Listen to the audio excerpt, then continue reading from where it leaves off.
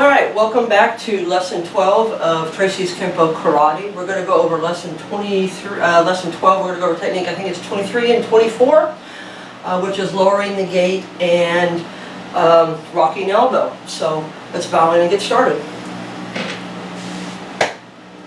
Okay, in this lesson we're going to go over lowering the gate, which is in your short 2 kata, and rocking elbow. So the first technique is lowering gate. Basically this is Kempo shield with a slight twist to the punch. So we start off just like we would in Kempo shield with an upwards block. You come up underneath that hand, but instead of throwing a reverse punch like we did before, we're going to use our eagle beak strike, which is your middle knuckle fist. Eye of the eagle, sometimes called, or eye of the phoenix, depending on your style and your instructor. So the first thing you're going to do, this is a very simple technique since you already know Kempo shield, is you're going to do an upwards block, get up and under the punch, and then you're going to throw a reverse eagle beak strike into the solar plexus and rake down to the groin. So you're going to strike the solar plexus and then rake it straight down. So the A variation, upwards, strike and rake. Okay, again, upwards block, strike, rake. The B version to this is the exact same thing, except we're going to do it in the opposite direction. We're going to use our step in right with a right upwards block, left eagle beak strike, rake down and through the groin. Okay, again on B, upwards block, strike, rake down through the groin. So let's go these through different angles. So lowering the gate A, step left, left upwards block, right eagle beak strike, and rake down to the groin area. So block, strike, rake, back towards the chamber. Okay, the B version, same thing, but we're going to do it in the opposite direction. So we're going to step in with our right foot, right upwards block, left eagle beak strike, rake through the groin. Okay, from this angle, upwards block, strike, and rake. Okay, B version, upwards block, strike, and rake. Real simple technique. Basically, you know Kempo shield, you know this technique. All we're going to do is change the raking, or the strike and eagle beak rake, rather than throw a punch. Can't get any more basic than that. Then your next technique is a little bit more involved, but not much. This is called rocking elbow. Now a lot of people don't realize this, but rocking elbow actually has a lock within it if you know where to look, or a pressure point if you want. It's for a cross arm or a straight arm wrist grab. So most people, when they teach this technique, they teach it as a grab, step in, break. But what they're missing is the fingers. You can actually, when you grab, you step in, and what you want to do is you want to put that arm right across the fingers just like this, so that you lift up.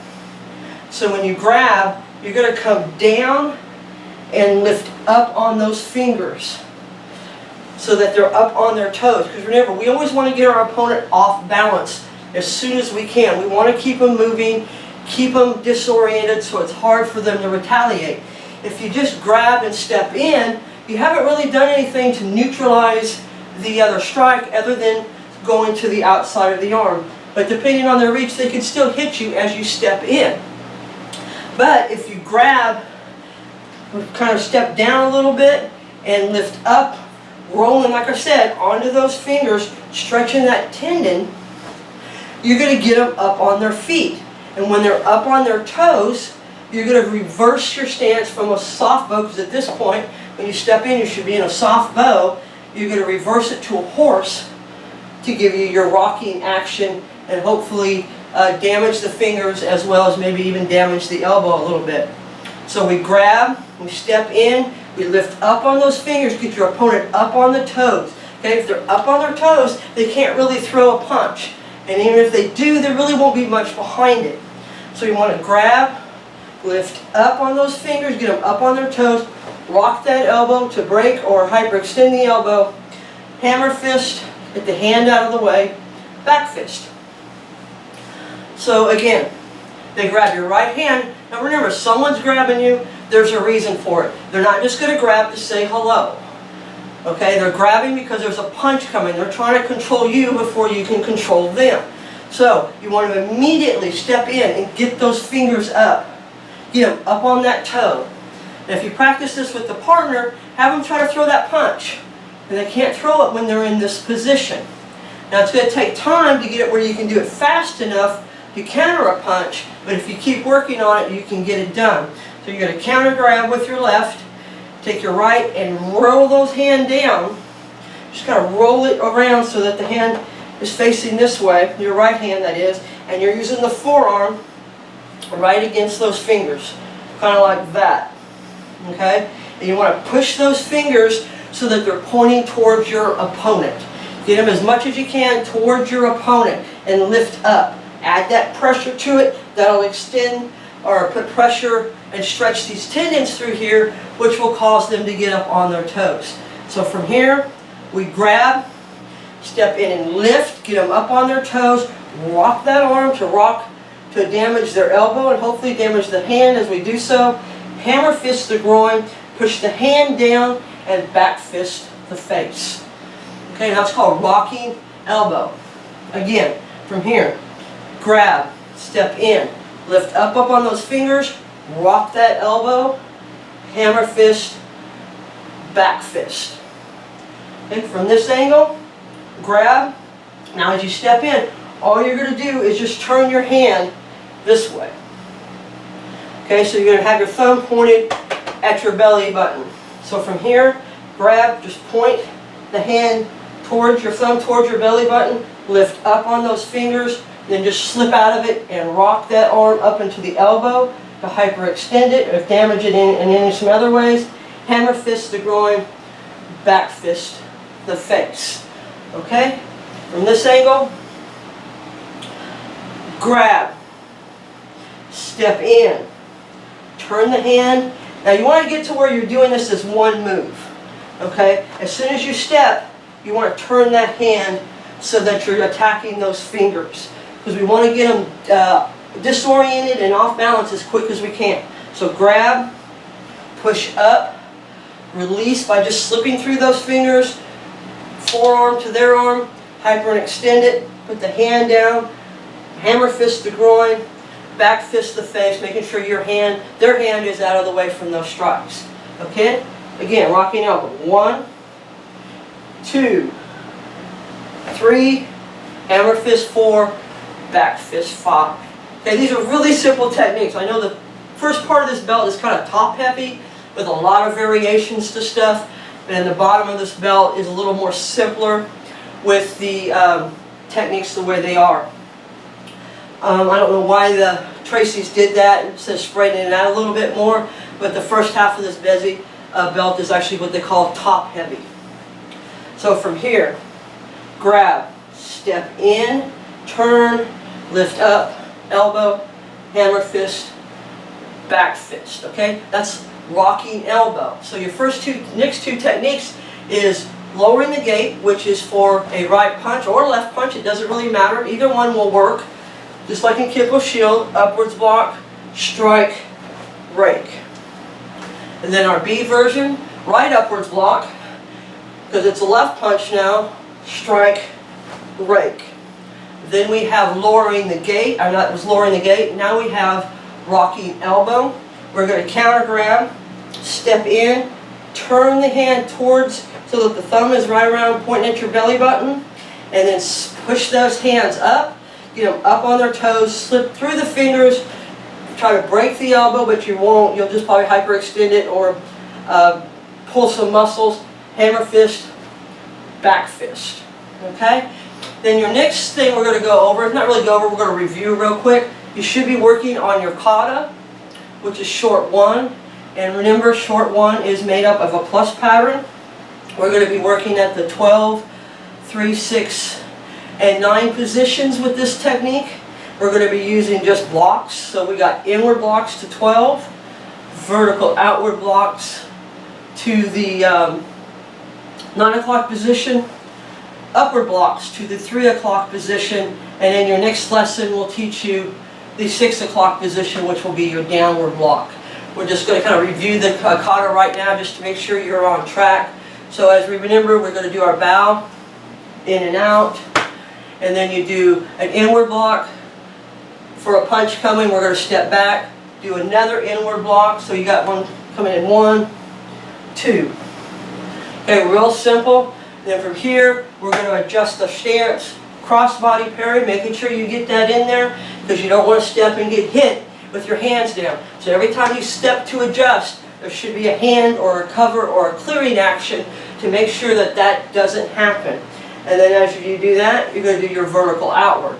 Then that hand's going to turn into a cross-body parry as you step back and do a right vertical outward. Then from here, our opponent's now throwing a punch from the 3 o'clock position, so we're going to adjust our stance with another cross-body parry, because there again, we don't want to turn and get smacked as we do it. So we're going to clear the area, make sure there's nothing there. Two-touch block is what they call that. Upwards block, reverse punch, upwards block with a cross-body parry, reverse punch. Now I know I didn't do this exactly the proper way, but like I said, I just wanted to review it with you real quick to make sure you're still on track. And on the next lesson, we'll give you your last section, which is your downward blocks and finishing. So in this lesson, we have covered lowering the gate, which is for a right or left punch. It doesn't matter. Remember, lowering the gate is kind of part of the kempo shield family, if I guess you can say, because it's the same exact move, other than the strike is different. So we're going to step in with the left, strike with an eagle beak strike, and right down to the groin and back into chamber, leaving the hand up in a check position.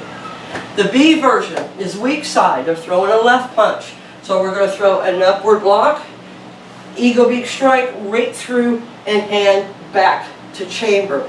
Now in the kata, when you do this, you're going to just basically going from technique to technique. You'll do your power side, slide into cat, and then go to weak side. So if you want to practice that at home for your next belt, to get ready for it, you can.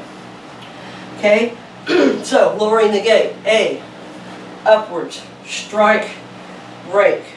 Lowering the gate. B, upwards, strike, break. Now what I don't want to see with this technique, and some students have a really bad habit of doing it, and I'll be honest, I even catch myself doing it occasionally, is when you do the upwards block and you go to strike, don't drop the hand, okay? Keep that hand in a check position, okay, or in a cover position at least, so that your face is covered, or you can use it to block. Don't just drop the hand and make it unusable. You always want to keep a hand in a position to block in case what you assume is coming isn't right, and you can go into stomp mouse or continue on with a double block. So, lowering the gate. A, one last time. Left upward. Right strike, rake, back to stance. B version. Right upward. Left strike, rake, back to stance. Okay, now if you want to practice for your short 2 kata that's coming in your next belt, when you're not practicing your orange belt, you can do your lowering the gate, leave the hand up, slide into cat stance, and then bring the hand down to go into the B version. Okay, now the next technique, as I discussed, was rocking elbow. Cross arm wrist grab. Now remember, when someone grabs you, whether it's a hand, a shoulder, a gi, whatever, there's a punch coming. Okay? They're doing it for a reason. They're trying to stop you from doing something so that they can hit you first. So first thing we want to do is try to get them off balance and in a position to not strike back. Because your main priority with any street fight is positioning over everything. If you're in a position that you can't get hit from the strike that's coming, then it doesn't matter if the block's missed, because you can still continue on with the technique because you're out of the striking zone. So when they grab, we want to immediately counter grab, because anytime someone grabs us, we always counter grab them so that we know where their hand is. In fact, I prefer someone grabbing me because that's just one less weapon I have to worry about, and I know exactly where they're at. There's nothing going to be hidden because I got one hand here, or in this case one hand here, which only leaves one hand left to deal with. And because we know that hand's coming, we're going to do two things. We're going to go to the outside of the arm, which will make it harder for them to strike us because they're going to have to turn a little bit, and we're going to feel that when they do, and we can shove them if need be. Also, the other thing we're going to do is we're going to get them up on their toes. So when you practice this with your partner or another student, you try to get them up on that toes. Try to get them to slap. Now remember, anytime you're doing any locks or chokes, the etiquette is as soon as your opponent slaps, whether it's you, the floor, or their leg, you immediately release them because that means the technique's working. You don't need to take it any further. You're actually in control, and going any further could actually result in damaging your opponent, or in this case, your partner, and you don't want to hurt a fellow student. So grab, lift up, and then just slip out underneath the fingers. So just slip it, okay, just like that. So as you come in, just slip out underneath it, and at the same time, rock that arm up as high as you can. So you're going to go from soft bow to horse, maintaining that grip, back fist, hammer fist.